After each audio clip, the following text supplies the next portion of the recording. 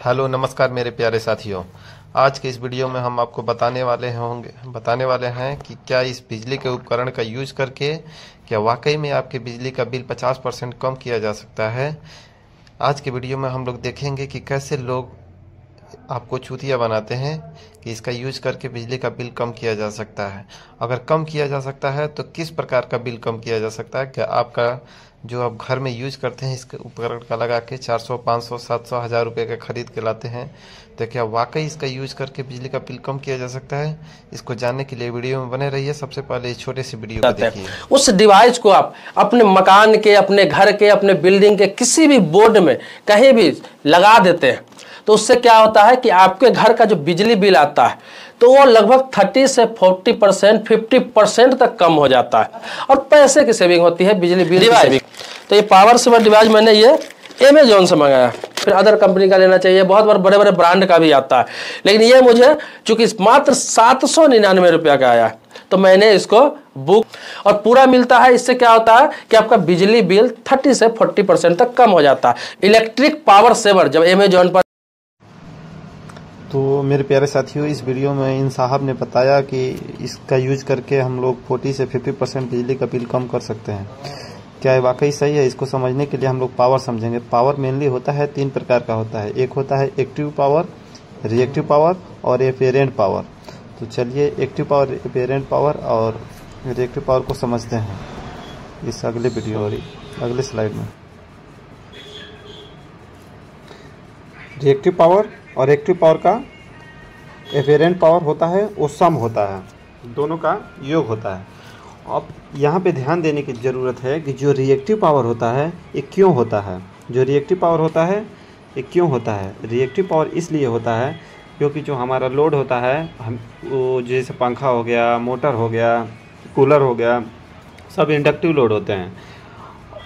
और inductive load में जो पावर फैक्टर होता है लैगिंग होता है, उसके कारण से हमारा ये जो एक्टिव पावर होता है इसको हम लोग ट्रू पावर बोलते हैं।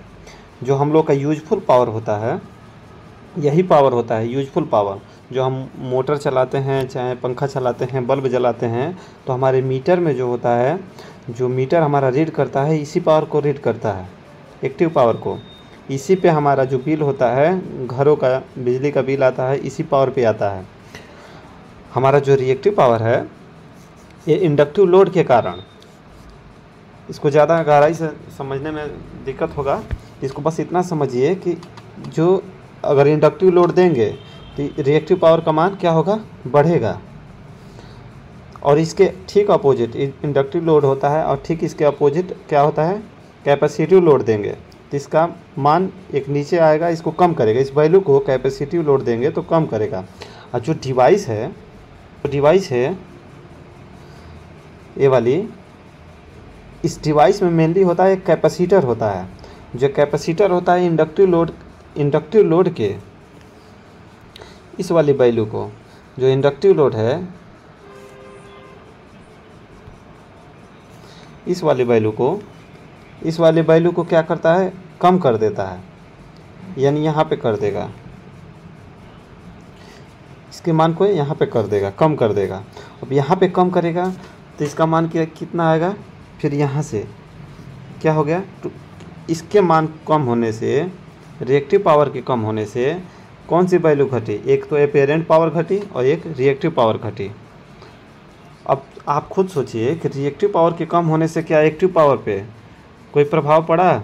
कोई प्रभाव नहीं पड़ा। हमारा जो बिजली का बिल है इसी पावर पे बनता है।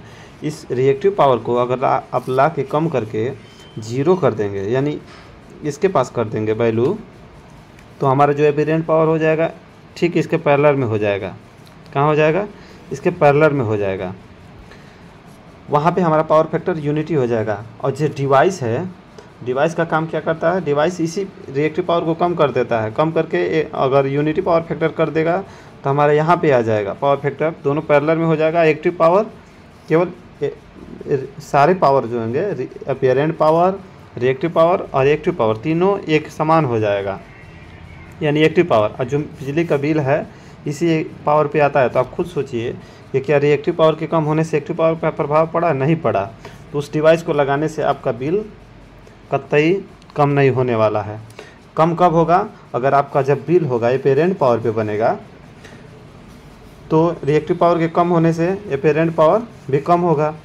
और ये एपेरेंट पावर पे बिल कब बनता है?